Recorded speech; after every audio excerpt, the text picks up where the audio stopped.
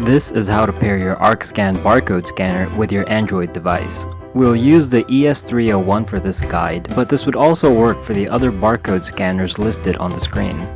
First, make sure your barcode scanner is fully charged.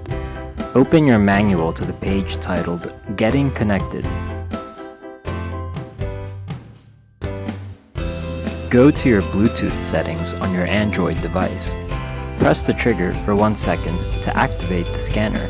Scan disconnect. You should hear 2 beeps for each successful function scan. Then scan BT mode HID. The Bluetooth scanner should now be discoverable on your Android Bluetooth setting. If you don't see it, try turning your Bluetooth off and on.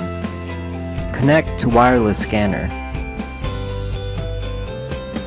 When you hear 2 short beeps, you've successfully paired your device.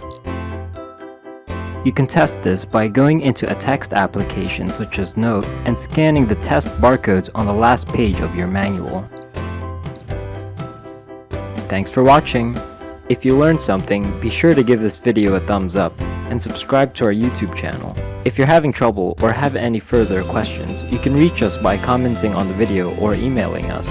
See you in the next one!